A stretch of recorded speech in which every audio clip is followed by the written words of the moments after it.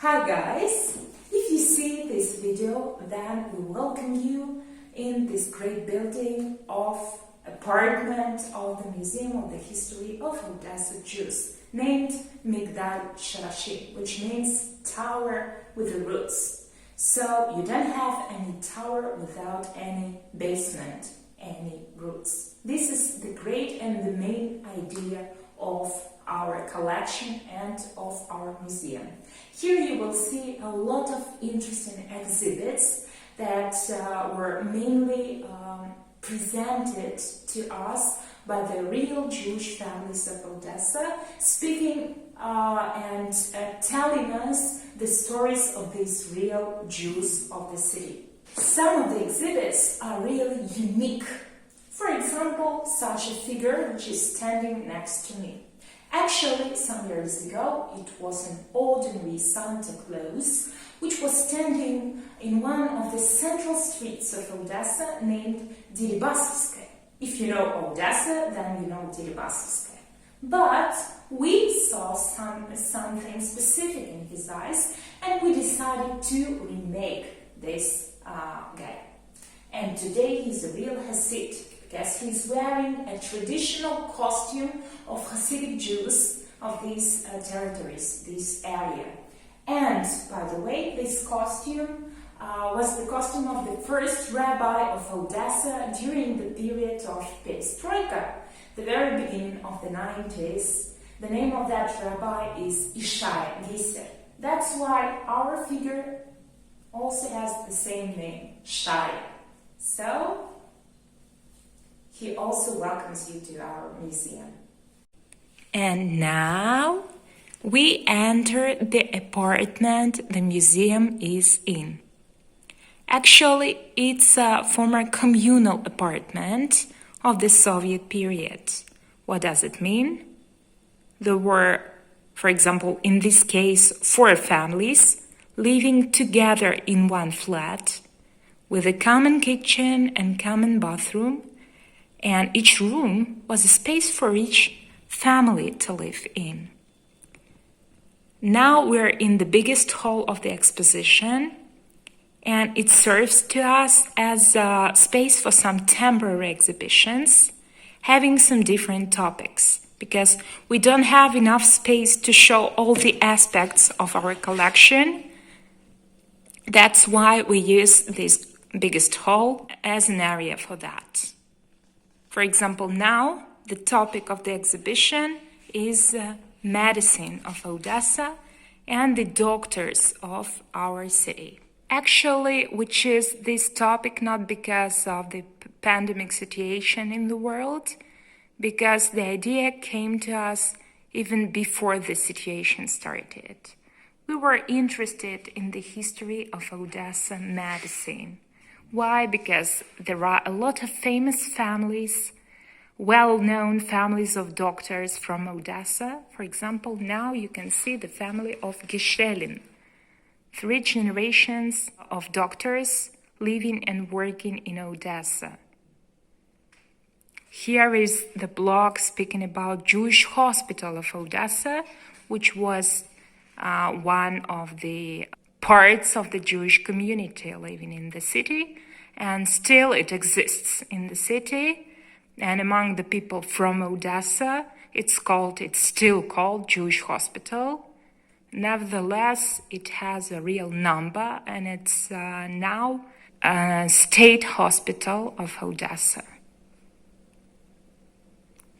This is a block of Medical Institute in Odessa. These are the dentists of our city, and many, many other directions of medical life in Odessa. For example, here are the instruments of one of the doctors who used to work in Odessa. And by the way, here you can see his cabinet, which was situated in the same street as our museum, Nezhinskaya Street. Here is the cabinet of this dentist. Here it is. The first medical aid system was built in Odessa thanks to this person whose name is Yakov Bardach. Here are some photos and rules of how this system worked in Odessa. This is the family tree, the family story of Yakov Bardach. Such a table, the table which was hanging on the house of Yakov Bardach. Here you can read, Doctor of Medicine, Yakov Bardach. Here is the house. These are some articles from the newspapers of Odessa in the period of 1894-1911. Different medical newspapers of Odessa. Here are the pharmacies of the city. And by the way, on this wall, you can see the psychiatric clinic hospital of Odessa and the doctors that used to work there. And even you can see here the pictures that were made by the patients of that hospital of mental diseases in Odessa. Also, there is a glass that we never change it because it's the part of the history of Odessa Jews, stable part of it. These are the photos of the only one synagogue that used to work in Odessa in the period from 30s almost till the beginning of the 90s. When all the Jewish buildings, all the synagogues were closed by the communist parts, this synagogue still used to work before it was crushed. It has crushed, actually. And these are the glasses which are filled with the ground that was taken from the places of the mass massacres of Jewish people in Transnistria territory that was invaded by the Romanians during the 40s, during the World War II, during the Holocaust period. And on the back side of each six-pointed star, you can see the name of that place. For example, Bogdanovka or Domanyovka, Akhmechetka, and many, many others. Actually, this is the first exhibit of our collection that was presented to us by one of the best friends of the museum, whose name is Lenny Dussman, and who was actually the Holocaust survivor. Now we are in the first hall of the stable exposition of the museum, and traditionally we don't change exhibits in this hall. Maybe one of the most popular questions of the newcomers to our museum is how many Jews are now living in Odessa, and why Odessa was thought to be a Jewish city, Jewish capital. So here is a table which answers all those questions. Why? It depicts the period starting from the first years of Odessa, 1795. This is the first official statistics of the Jewish population in the city. And till the end of the Soviet period almost, it's 1989. And here is the percentage of the Jewish population. From the very beginning, it was almost 10%. And main part of them, they were coming from the shtetls of Kalisha, Volyn, Bukovina to Odessa as New York of that period of time. The biggest percentage used to be in 1920s when Odessa was standing on the third position after New York and Warsaw, speaking about Jewish communities of the whole world. And the last figures, it's 1989, 6%. Today, we don't know the real percentage of the Jewish population. The figures are very different, and they are given by the two Jewish communities, religious communities of Odessa. But we can tell the only fact that Jewish community of Odessa is still very active. It's still one of the biggest communities in the post-Soviet area. And there are two working religious communities. One of them is Chabad and one is Lithuanian community. Odessa was called the Gate of Zion. Why? Because main part of the Zionist leaders either were born in Odessa or created their biggest and the most famous works living in our city. Among them you can see, for example, Bialik, Ravnitsky, Achata Am, Zhabotinsky, and many others. Here you can see the photo of the Palestinian committee that was created in Odessa, and still the building exists. It's 2 blocks from the building of our museum. And by the way, it was the building where actually the first mayor of Tel Aviv, Mayor Dizengoff, was born in. And here is the document signed in 1908 saying that the monies that they were collected from all over the world, Jewish monies, they were sent to future Israel to create the new Jewish territories. And this document came back to Odessa some years ago. Here is an original document signed by Menachem Usishkin. And still there is a table on that building saying that modern Israel was born here. We can say that it was really easy to live in Odessa being Jewish, because Odessa was one of the capitals of the pogroms, if we're speaking about the end of the 19th century and the beginning of the 20th. And although there were a lot of Jewish people living in Odessa, but they were different people. Among them, there were some religious ones and non-religious. If we are speaking about the beginning of the 20th century, there were about 80 synagogues working in Odessa. 80 buildings where Jewish people could pray and spend their time as Jewish. But starting with the 30s, almost all the synagogues were closed and used in some of the state purposes. Today we have only 3 of them as the Jewish buildings. This is the building of the main synagogue of Odessa, which is now a Lithuanic community. The building of the synagogue of kosher butchers, which is now the head office of our museum. Jewish Community Center Migdal. This is the building of the Brodsky Synagogue, which is now the archive of Odessa and the region, but it was given back to one of the Jewish communities of Odessa. And the second synagogue of Chabad, which was a synagogue of tailors. This is the wallpaper depicting a very famous postcard of Café Fanconi in Odessa. It was the place where the elite of Odessa was gathering. And about 80% of them, they were Jewish. So we also have some special story of the museum. This spoon was taken from the cafe to New York in the very beginning of the 20th century with the great pogroms in Odessa.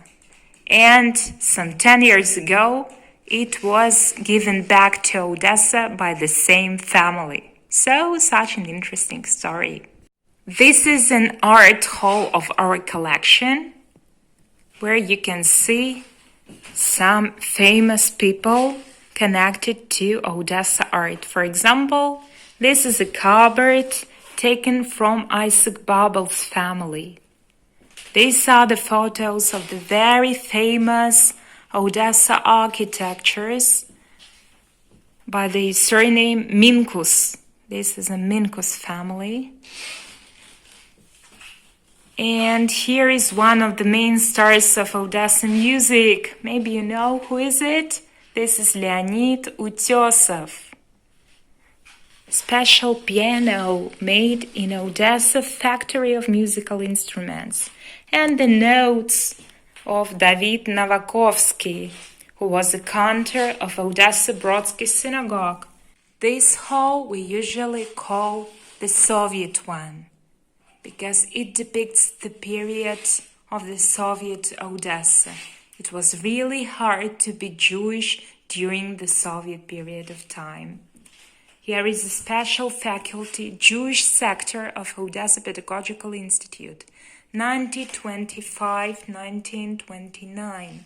And the graduates of that faculty, they were teachers in schools like that. On the head, you can see the leaders of the Soviet era. The document is printed in two languages. It's Yiddish and Ukrainian language. It's 1928. Very interesting document of our collection. Some years ago it was presented to us too. This is a photo of 1917. The celebration of signing the Balfour Declaration. These are the Zionists of Odessa. And here is the balcony of English embassy in Odessa. In the center you can see the figure of the ambassador. And here is a small visit card of his grandson, Sir Jeremy Bagge III. Here is Sir Jeremy Bagge I. So this is the original photo of 1917 in Odessa. We even have such an interesting typing machine in Yiddish or Hebrew, as you wish.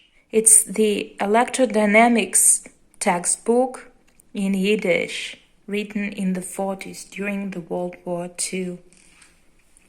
And the bra that managed to survive during the same period of the war.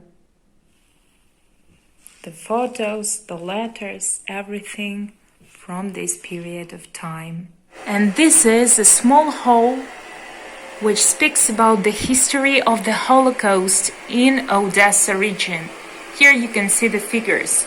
250,000 of Jews were massacred, were killed in those territories.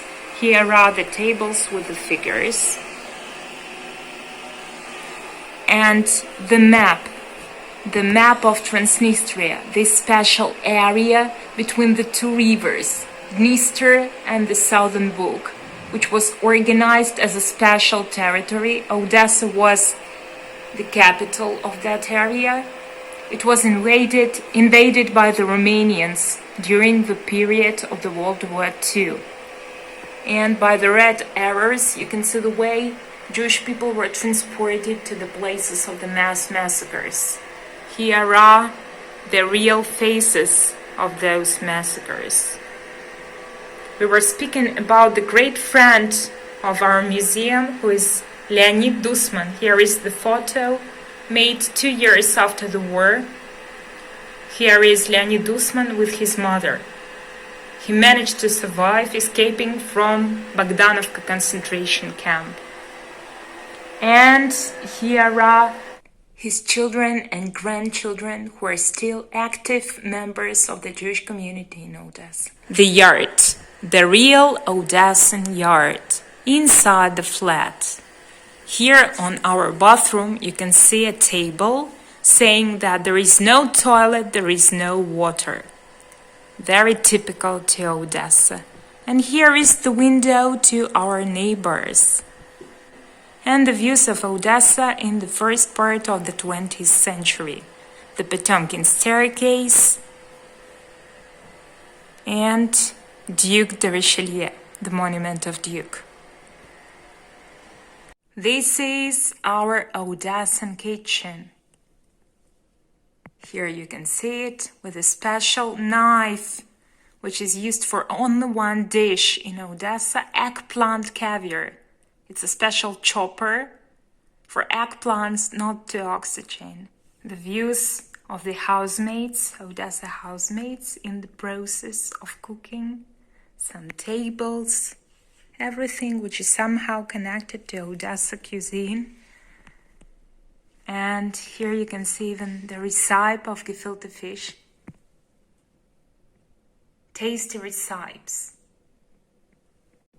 The last hall of the collection starts with the end of the 19th century. These are the professions Jewish people came to Odessa with. Different craftsmen and traders in Odessa in the very beginning of the 20th century, or even the end of the 19th. This is a special calculating machine. Actually, it's the grandfather of our modern calculator. The machine is called Comptometer, and you can even see how it works. For example, 1 plus 1. You can see the sum. Here it is. 2 Or, for example, 231 plus 23. And the sum is 254, yeah? So it came to Odessa from Chicago, from United States of America. 50s and 60s in Odessa. Here you can see the exhibits of that period of time. And this is the first TV set called KVN. You can see a small screen, but a big lens, and the water was put inside that lens through that hole to make the picture bigger. And on this wall you can see almost modern pictures of Odessa. Here is the first Jewish theater, Jewish musical theater called Migdalor. The creation of two communities that today are working in Odessa. The first holidays in 1990s. The first huppahs, Jewish weddings held in Odessa. The first Jewish celebrations and many, many other things which took place in Odessa in the 90s and 2000.